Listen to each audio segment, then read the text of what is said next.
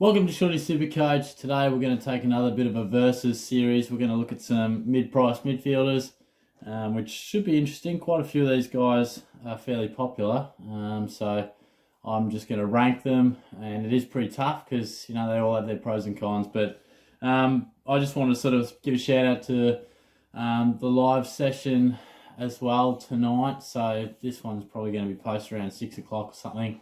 I'm going live at 7:30, and we'll release another league code as well, the final one.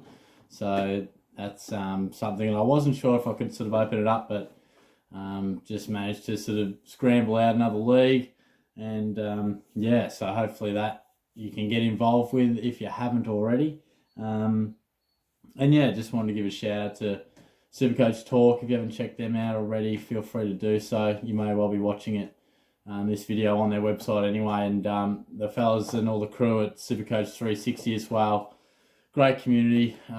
There's always plenty of content, plenty of posts and that sort of thing. So if you love your SuperCoach, you're going to get plenty of engagement on there. So a couple of platforms I've sort of teamed up with, and yeah, it's been going really good. But just wanted to look at today, Matt Rowell, Tim Taranto, Tom Green, and to a lesser extent, Ben Cunnington. I just felt the need to put him in there because, I mean, at times this pre-season he's been in like 10% of teams. It's not so much now, sort of with the concussion sort of stuff. So I just sort of wanted to mention him. But, what I'll do is I'll sort of talk a little bit about each guy and their prospects and what I reckon, a few pros and cons. But look, we can safely say that when I rank them, Cunnington is at number 4. So we'll probably more or less focus on the others. But I want to start with Matt Rowell, and he's the most expensive of the lot at $495k. Most of you will definitely know that I've considered him a trap this year. I go into greater detail in my traps video about that, and I've gone for Jai Simpkin, who I haven't brought into this list because he's a bit more unique and probably not as many people are interested in selecting him. But that's the avenue I've gone down, and in a few days' time we'll definitely see whether it's going to pay off, and certainly in a few weeks' time we'll have a bit of an answer. But in terms of Rowell, I think the pros, he's clearly a super talent, an inside beast. He's going to be a superstar of the game. My only concern, and there are a few, and I guess main concern I should say, is just the weight of expectation, both on himself, put on by himself, externally, and just, it is tough to continue at the level that he started at for such a young player. He's only played a handful of games. Clubs are now going to enter the game, throughout the week talking about him, where last year, for the most part, it was, he was just a draftee. They knew he was talented, but they probably didn't know the amount of work they needed to put into him. They do now. So for a range of reasons, I feel as if, I want to steer clear. And that's not to say he's not going to average well. I still expect him to average, around 100 in his second year, which is amazing, And I think watching the Pracky game, it didn't look quite the same. And it's a tough level to stay at so early in your career, and he is coming off a serious injury. Let's not forget that. But I've probably harped on the cons with him. The pros are clear. We know what he can do. He ticks all the boxes in terms of SuperCoach scoring and doing the right things to be a brilliant SuperCoacher. So, I think he'll be a player that we select in the years to come.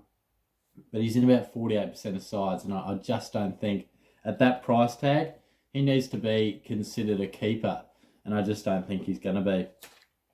Tim Taranto, 453k, and he has probably, I remember looking, and he was in about 13% of teams, and as Pracky games have gone on, he's up to about 26 or 28, I think.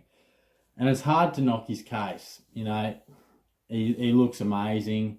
He's playing pure mid. The cons are definitely his ball use, and I've sort of mentioned it throughout the year already that his disposal efficiency isn't a strong suit of his. Whether he naturally improves that as he plays more footy and becomes a little bit more composed, or whether it's a genuine issue that holds him back from averaging 102 as opposed from 109. So it's really interesting. I mean, he's got the runs on the board. We know he can average 3 figures. He's done it already. The question is, how high do you think he can go? And I think at that price, we probably want at least 105. And it's hard to knock it. It's hard to knock the pre-season because it's been stellar. Centre bounces, high clearances, good possession counts, contested pill.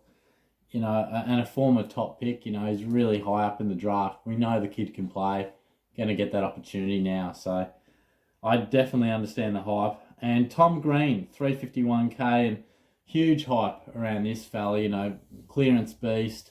Showed it against the D's last year when he had 30 touches and huge contested numbers for such a young guy, and has drawn comparisons with Clayton Oliver, and that's probably got a lot of people excited, myself included, about what could potentially be a second year along the similar lines of Clayton Oliver. The one thing that is a difference between he and Oliver in the second year is Green's got a hell of a lot more competition for that midfield.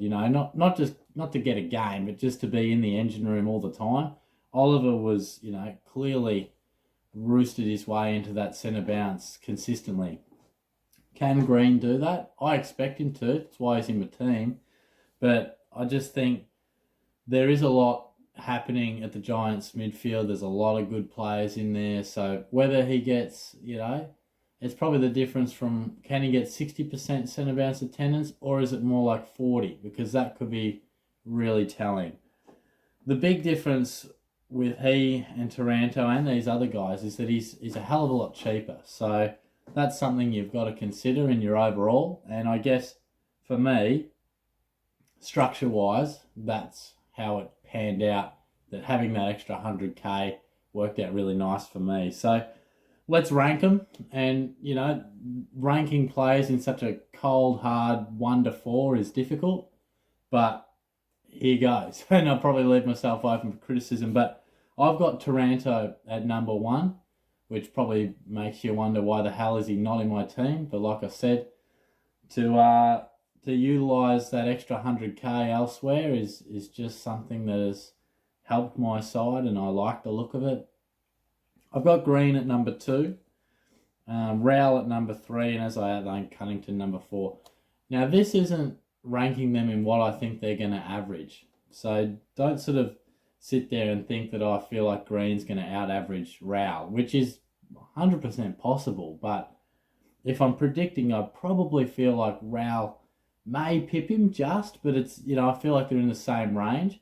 It's more about an overall SuperCoach selection.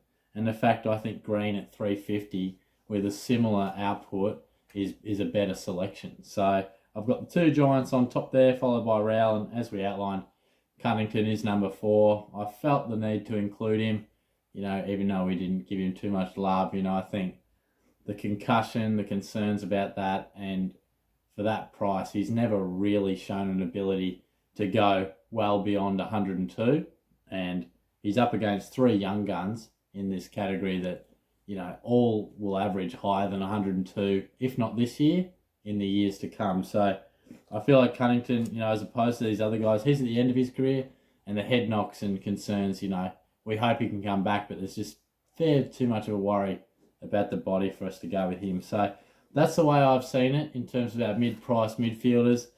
It's not an easy task when you really got to rank them, but if you want to check out my verses in terms of the forward line, where I took a look at DeGoey, Phillips, Bolton and Butters, some popular guys there, feel free to do so. But yeah, look, the sun is shining. We're not far off footy now. I think I've got a day off today, so I'm smashing out a couple of vids, and then I think I might just jump in the car, head down the lawn and get myself a burger and just stuff my face in front of the ocean. So that should be a bit of fun. But looking forward to that. So I'll have a few more videos for you tonight, and of course we're going live, like I said. So I'll be back from my coastal ventures by then. But yeah, thanks for tuning in. Thanks for jumping on board if you've done so recently, and if you've been around for years and years. As always, I appreciate your support. Cheers.